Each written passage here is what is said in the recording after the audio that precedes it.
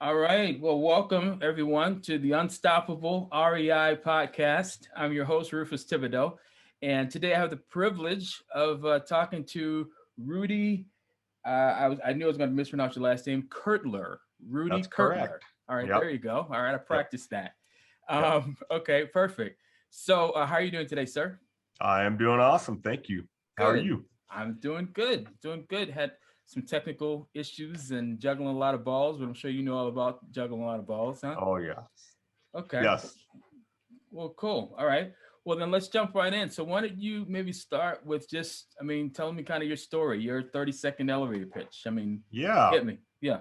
Yeah. My 30 second. I don't know if I can do 30 seconds, but I'm gonna Okay. Well, give go it a ahead. good shot. Yeah. So I've been invested in real estate since 2007. We started when I was looking for a way to find some tax advantages and deploy, kind of diversify some investments. And we looked at real estate.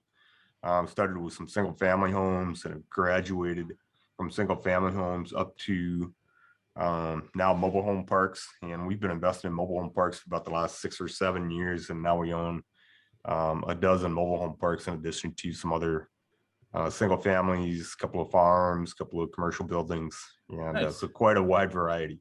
So, why mobile home parks? What's this? Yeah. What's the secret behind that? Yeah. Or is that Well, your secret sauce? what's interesting about mobile home parks is we actually kind of stumbled into it, and it Okay. wasn't an intentional strategy on our part. Our agent that had helped us buy a couple of the single family homes owned, I believe, three mobile home parks himself. So he Okay. he was able to tell us, give us a little bit of the inside scoop from his perspective. We also were effectively getting shut out of multifamily properties in the city that we're buying the single family homes. Okay. It's a smaller town, 25,000 people. And what we found is the majority of the existing multifamilies were owned by about three families. Wow. Okay. And they were pretty savvy. They also owned the majority of the land that you could develop on that was zoned Wow. for multifamily. So they kind of cornered the market in that town. And so I was having a hard time breaking into that multifamily space without, just paying way too much. Sure. And so we said, you know what, gosh, here's a small mobile home park, that, we may be able to find some of the benefits that we were thinking we would get out of the multifamily. And it turned out probably, well, let me rephrase. It did turn out to be the single best investment we've made, was that mobile home park. Wow. So Incredible. significant benefits from just, learnings to, getting us excited about the mobile home park space to, the diversification Okay. to, uh, accelerating growth and just so many benefits. And I actually overpaid for that property. Oh, with So the that's an interesting, yeah, because you hear so many times people talk about, you make money on the deal when you Yeah, when right. you When you buy. buy, yeah, sure.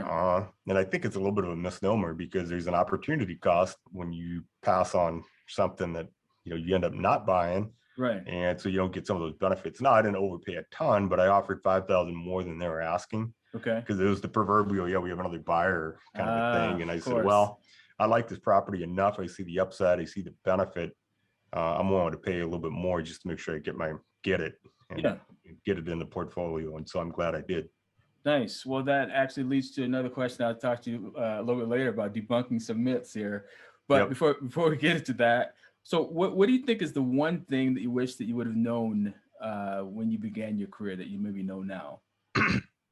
We've adopted a philosophy in the last couple of years that really says, buy properties that have good uncontrollables, but bad controllables. And what that Okay. means, and I wish I'd learned this a long time ago, what it really means to us is, it's kind of along the adage of buy the worst house in the best neighborhood Okay. and, make it better kind of thing. Sure. But essentially what our adage of buying, the um, good non-controllables means be wary of a property that's in an area that's got bad non-controllables. Because if I can't fix it, so as an example, Okay.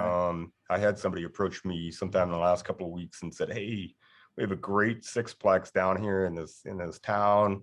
There's a lot of seasonal demand. And so I started doing some research. Well, the problem was it was in a teeny tiny little town that was more than 100 miles away from any population center. Okay. And so your pool of potential tenants is dramatically reduced. I can't fix that regardless of what I do as an operator Okay. and an investor. I can't fix the fact that there's a limited pool of tenants. Sure. And, Okay. and so, for us, that just means be wary and mindful of the non-controllables. But then, be okay with buying something that's got bad controllables. So if it's been mismanaged, if it's got deferred maintenance, if it's got those kinds of things, I have no problem buying it because I can fix those. Right, because it's a controllable. Exactly. Got it. Makes tons of sense. Okay, makes sense. So here's a question: What is the biggest failure that you've had, and what did you learn from it? Yeah, that's I think part of it depends on how you define failure too, Okay. right? So sure. And a quick funny side story. So I was at a family reunion recently, and one of my cousins was actually having a consultation with his little 6-year-old boy as we were playing a team game, and his consultation was, listen, in our family, there's not winning and losing, there's winning and learning is what it is. And so I just love that mindset of, we win and we learn. Sure. It's not we win and we lose, we win and we learn. And so I even kind of thought of that when as you ask the question, what's your biggest failure? And I would almost say it's, anything that we've done where it hasn't turned out exactly the way we wanted it to, there's learnings. And so, our mindset on it is, what did we learn and how can we apply the learnings? That all being said, my second single family home that we bought, so back in 2008, my learning from that experience was that we didn't do the due diligence on the math as tightly as we did on the first one. Sure. We didn't do the due diligence and dig in and run the calculations based on anything that had changed in the rates, anything that had changed in down payment requirements, and so on. And so when we actually got the property and began to do the renovations and get it rented out, a lot of those numbers didn't tie out as well as they should have if we had done our math better and done our due diligence. And so the learnings, tied to that. But I think there's a number of them. One of my mobile home parks, we learned that we should have actually thought very differently about syndicating on that mobile home park, but we'd never syndicated before. Okay. We should have raised capital for some of these deferred maintenance that we could have fixed. All of it was fixable. We just didn't do the work up front to raise the capital and learn it and bring investors along. And so we applied those learnings to future deals. And as I mentioned at the top of the interview, is we've now expanded and we've got a dozen mobile home parks under our belt. So we've applied all those learnings. So again, I think it depends on how you define the word. No, that makes sense. So let me ask you this: would you say that you learn more from failures than success? Yeah, I do. Personally, I do. My wife likes to give me a hard time. She says, "What are you over there cussing up a storm about?" And I said, "Well, part of what I'm cussing up the storm about when I make a mistake is I'm trying to embed in my brain that I don't want to make that mistake again. Okay. So I want to have a negative association to the, that mistake or whatever, and it helps me learn, and I try to avoid making the same mistake twice. Doesn't always work, but I try as much as I can to avoid that. So nice. So that's all you can do is try. So what advice would you give to somebody that is looking to pursue a career similar to yours? I think there's tons of opportunities that are out there. I think it's a question of defining what, to some level, what do you want? What are you willing to sacrifice or contribute in order to get what you want? Whether that's time, whether that's capital, whether that's, your brain power, whether that's your brand, anything that could be tied to that. It depends on what you're willing to contribute in order to get the outcome that you're after. But nothing comes, without some level of contribution. And, if there is something that comes without that level of contribution, it may not be for the long term, but I think, real estate, There's a reason so many people are attracted to real estate, because it over time continues to generate wealth for people. Sure. There's plenty of niches for people to find. Find something that gets you energy, and we'll let you keep pushing when you hit the inevitable roadblocks. And there's going to be plenty of roadblocks. And so it's not a function of, are there going to be roadblocks? It's a function of, are you willing to put the effort into overcoming those roadblocks in order to acquire and develop and grow. Yeah, because they're coming, aren't they? Yep. There's always roadblocks. You just don't know what it's going to look like. Right. And it's perseverance and pushing through. Yeah, it's interesting. I've always found that the things that require the most work, time, energy, blood, sweat, and tears, you're not going to have as much competition there. Right. Has that been your experience? Yep. Yeah. Very much so. Okay. Yeah. The harder it is, the fewer the people that want to take that. People by nature, we as human beings, we look for a path of least resistance. Right. Sure. Whether that's instinctual or whatever it is. And so people can't be faulted for it, but you have to acknowledge that that's how you're generally hardwired. Yeah. And realize that there is value in pushing through. Right. You talk to any athlete, you talk to any performer, you talk to anybody that's achieved, high success in their lifetime. There's a contribution that they've made. There's a dedication that they've made, time and effort, or they've given up their weekends out, partying with friends or whatever it is, because they're working on their craft. Well, it's no different in acquiring and building real estate portfolios. You've got to give up something in order to gain that benefit that you're after. And yeah, I think the harder the struggle, the greater the satisfaction. Yeah, I would agree with that. But you don't like the struggle. I always think of, I don't like the struggle. I don't like the process, but I like the result. So that's kind of what I'm working for, as the result. So interesting. Yeah, it's kind of like wiping your brow when you're done. You're like, man, that was satisfying, right? To some degree. Yep. Yeah. So what are some of the best resources that have helped you along the way? For real estate, real estate investors as a whole, I have found a ton of value on biggerpockets.com. I think, that's a very large real estate investment resource. I think, Brandon and Josh and now David Green have done a fantastic job just building that community. You've got to know where to look, though, because there's so much information and you've got to be able to dig through it and know what you're after. Okay. I really liked, what they've created there. I think as well, not necessarily directly real estate, but there's a number of books that I found inspiration from that have kind of helped me push through those times when it's been a challenge and those roadblocks have been in front of me. A couple of those, one would be Think and Grow Rich by Napoleon Hill. Sure. And I'm attracted to the workbook type books, meaning it's not just a book that I'm going to thumb through, but action steps.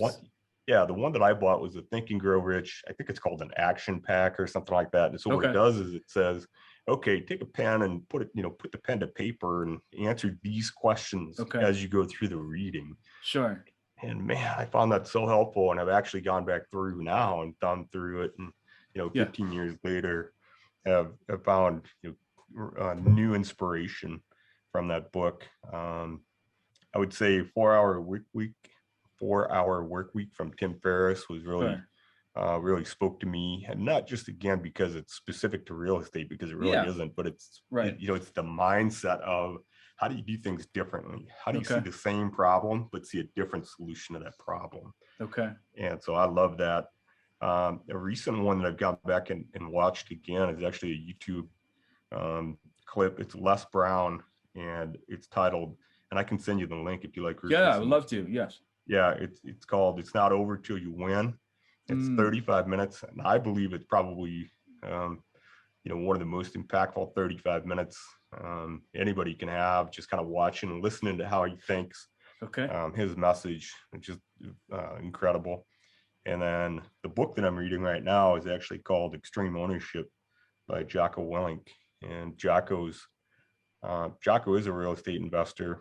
ironically, he was on Bigger Pockets podcast, Oh, really? which is where he was talking, and I got inspired to go and get his book and read about his extreme ownership and his mindset. And so there's just a few resources there, I think, for people to kind of get in the mindset of, how do you identify goals and start pushing through. And it doesn't matter where you are today, it matters where you're going and where you want to be. Sure, that makes a lot of sense. You mentioned one of my favorite books there, Think and Grow Rich. I actually read that book. Well, I try to read it almost every year. Now, Oh, interestingly wow. enough, there's an updated. Well, I listened to the audio, Okay. and there's an updated version where they've got updated examples. Have you? Oh, nice. Yeah. I've So not they're seen it. No. okay. So they're talking about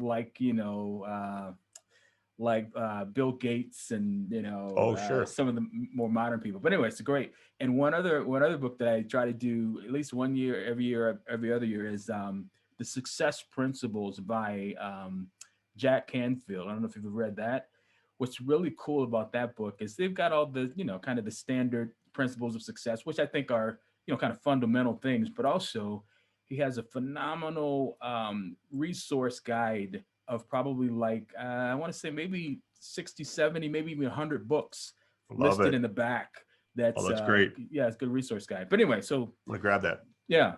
All right. Love it. So who are the people? Are there like a few people that have been most influential to you kind of along the way in your journey? I think, excuse me. Yeah. I'm sure a lot of people point to their parents or somebody close in their life. And, Yeah, I'd be no different in that regard. Excuse me. sure. My dad was a pretty big inspiration to me. He, not necessarily because of anything real estate related, but he was a college professor, but he was a self-taught um, USPTA teaching pro. So he's a professional tennis teaching pro, and he was Okay. actually inducted into the Hall of Fame before he passed away. Wow. And Nice. yeah, he was one of the winningest women's collegiate tennis coaches in the country. Um, he ended up becoming Wilson's Coach of the Year a number of years ago, Okay. and in a school that wouldn't normally be considered a tennis powerhouse. And it's it's a school in rural Minnesota. Okay. He had horrible facilities. He had no scholarship budget. So all the reasons why people could have used and said, hey, we can't make a program work. Right. Sure. He didn't let that stop him. He ended up, he had a vision of what he wanted to accomplish, and he did an amazing job. He was recruiting kids, tennis players to his team from across the world. He had kids out of Colombia, he had a couple kids out of Finland, Wow. Europeans, and he had all Americans that were playing for him. And there's a school of 3,000 students Okay. in Southwest Minnesota that they could play tennis about 4 months out of the year. and he was able to make turn shortcomings into blessings. And he wasn't intentionally, it's not like he sat down with me as a young lad and said, hey, Rudy, pay attention to this and do this is what I do. Yeah. It was more because I had a front row seat to see what he did, and just kind of left an impression on me. So I thought he's definitely somebody that had a strong hand in shaping my view of the world. And he had a famous saying to me. I don't know how famous it was, but something he said to me often was, it's better to do good than to do well. And what he meant by that was, it's not just about doing well financially. It's about doing good for the world and make sure you make an impact on people. And don't ever forget that. So he did make that impression on me before he passed. So Nice. he's definitely up there. I think indirectly, I think Tim Ferriss has had a big impact on, my view just through his books. I've read 4 Hour Work Week, and I've read Tools of Titans. I think he does an amazing podcast, if you like podcasts to listen to. Okay. He's a great one, very simple, very direct, straightforward, a little weird sometimes, just super way left field. But Yeah. if you can get past some of that and just listen to his mindset and some of the guest mindsets, and he talks to some of the most impactful people on the planet today. And I just love how he thinks differently about that. And then here's one that's I'm guessing you've never heard before, Okay. but a gentleman by the name of Roger von Oyck. No, never heard of him. Right. Roger von Oyck wrote a book called A Whack on the Side of the Head. I've heard of that book, but Have I've you? never read. Yeah, I've heard Okay. the book. Yeah, Yeah. interesting. Well, Roger von Oyck wrote a book called A Whack on the Side of the Head, and that is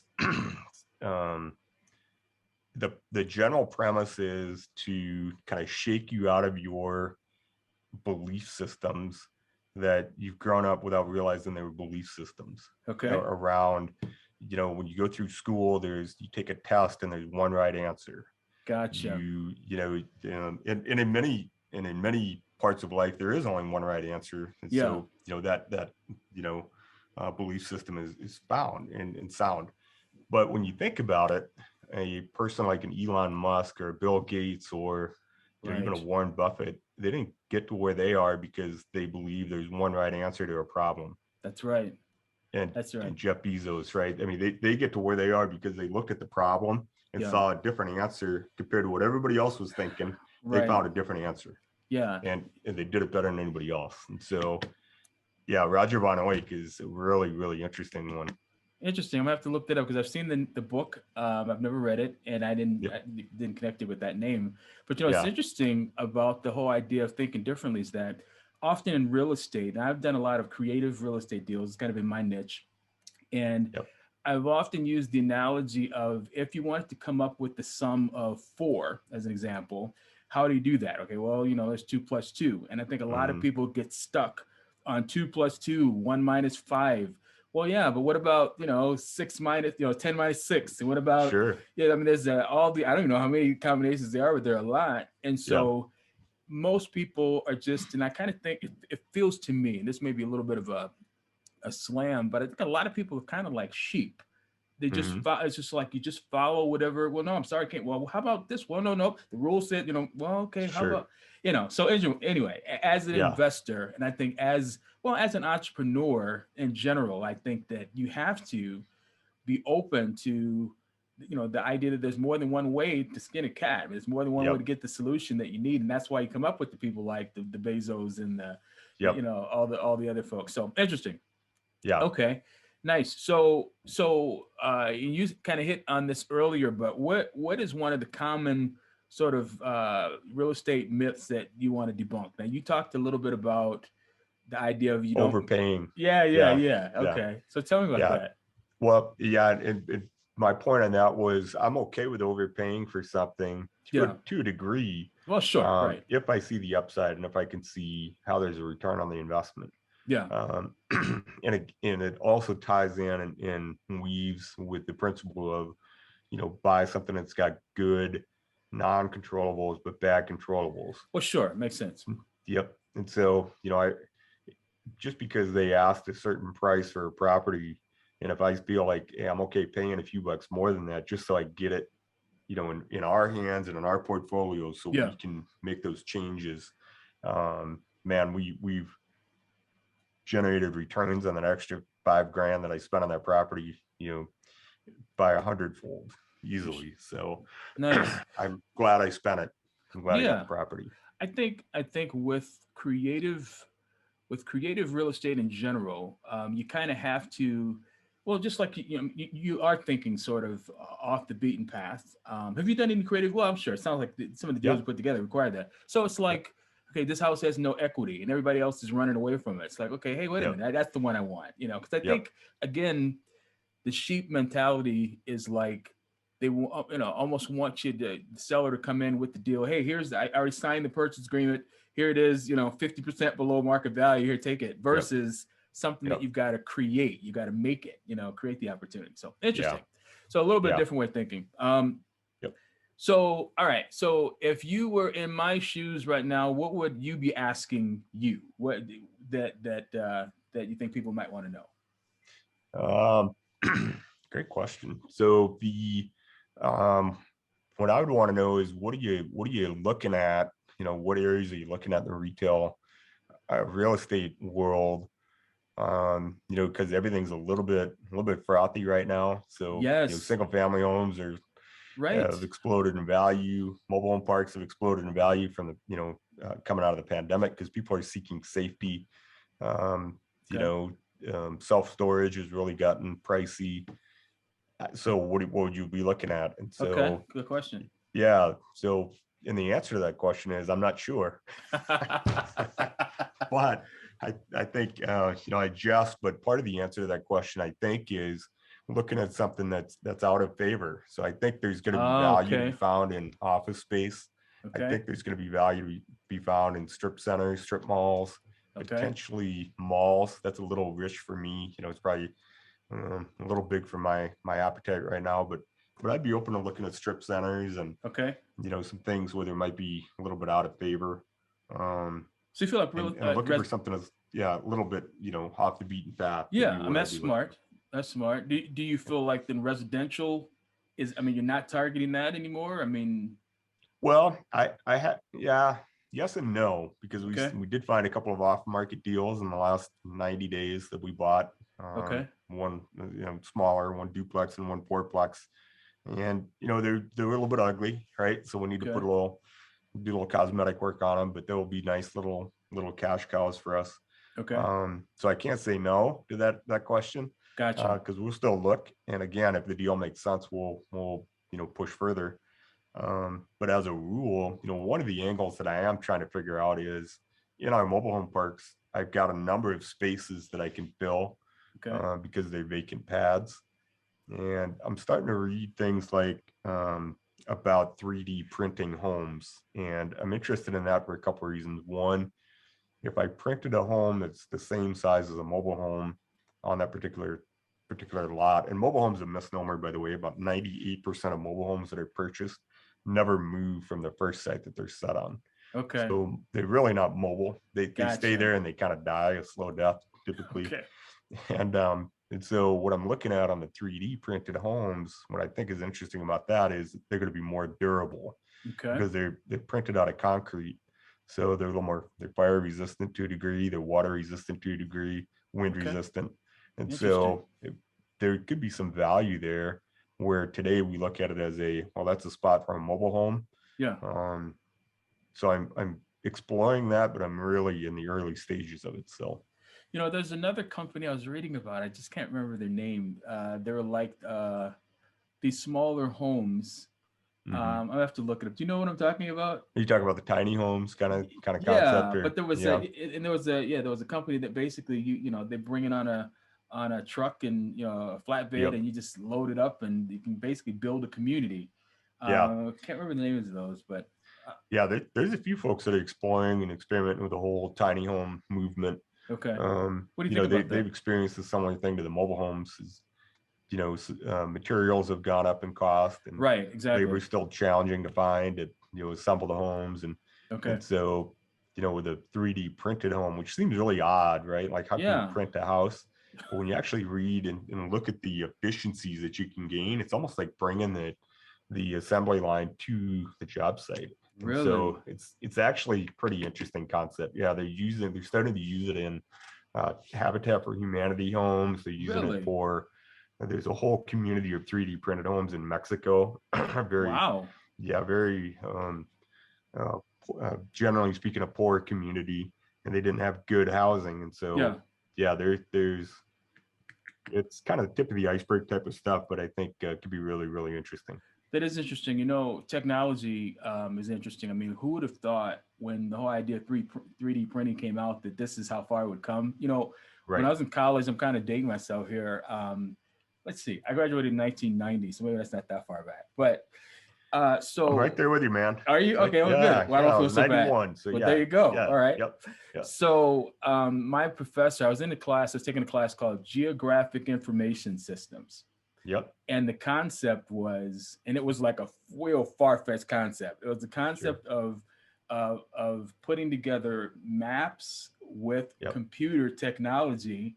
And my professor was speculating of all these different kinds of things. Yeah, you'll be able to, I mean, at that time, you would, if you're taking a trip, you'd have AAA do the map and they draw out the plan, you know. Yep, So it's like, what yep, else, you know, that's state of the yeah, art right there, you know. yep, So anyway, this is always interesting to me how, you know, how far technology, you know, comes and all that stuff. yeah, So yep, so anyway, man, how can people get a hold of you if they I got one last question, but first one, how can they get a hold of you if they want to connect yeah, with you? for sure. Yep, they can find me on LinkedIn, Rudy Kurtler on LinkedIn. Last name is spelled Curtler. Okay. They can find me on my website at sawgrasscapitalpartners.com. Okay. Or one of our other websites is mhpsamerica.com. And MHPs is just short for Mobile Home Parks Okay. America.com. And kind of see what we're up to. Nice. All right. My final question. So I find that with people being kind of like sheep, why I probably shouldn't say that. Maybe I should edit that out of here. But anyway, so most real estate investors I find mistakenly think that they are in the real estate business. Okay. When in fact, I believe that they're in the marketing business. So the marketing of their real estate solutions to, you know, frustrated property owners and landlords and that kind of thing. So that said, what is your maybe best, without giving away your secret sauce, your best real estate, marketing tip for our listeners that they can take and run with? Yeah, I think I think it's realize that it's a marathon, not a sprint. Okay. And from a marketing standpoint, realizing that being consistently getting your name out there, consistently letting people know that you're in a market to purchase and even sell if that's the case. Sure. When the time's right, and that just letting people know that you're in the real estate game. And that's family, friends, it's acquaintances. And I don't mean, when you introduce yourself and you meet somebody on a plane and say, hey, I'm in real estate. Right. That's not my style. Like that's just not my thing. Sure. For some people it is. But over time, just kind of letting people know that, hey, that's a space that I'm interested in. And, I think it's a long-term game. We're a quote unquote overnight success 17 years after we started. Right. So, exactly. Right. But I think you're right. I mean, there's so much marketing. The marketing isn't just about, seeking out and buying properties, but it's also when you're looking to sell, and it's also when you're trying to rent a property. And just keep your name out there and let people know and live up to your word, be genuine, be real and genuine. And, it's a small world when it comes down to it. Yeah, there's 7 billion people on a planet, but it's a small world when it really comes down to it. Yeah, that's true. Well, listen, man, I really, really appreciate it's a little bit of a challenge getting together here with all the back and forth emails, but I appreciate your time. I've learned a lot, and I might have to stop over there at Sawgrass Capital and see what you guys are up to over there. You're raising funds. You're looking for partners. Is that kind of ongoing? Well, we've seen some really good success. In our capital raises. We actually had one recently that we just did. Okay. We raised $1 million in about 9 days. We're really happy about that. Sure. For us, we're still pretty small guys, but we're growing, and we feel good about that. Just adding another mobile home park to the portfolio in an area that we know, and feel good about another off-market deal that we found. So yeah. Nice. That's good. Well, I'm gonna have to come over there and pick your brain, maybe buy some Starbucks and find out your secret to your locating these deals here. So we'll see. There you go. All right. Thanks Rufus, again, man. I appreciate your time. Yeah. You have a great rest of the week and a great year. Okay. You too. We'll talk soon. All right. Thank you. You bet. Bye Bye-bye.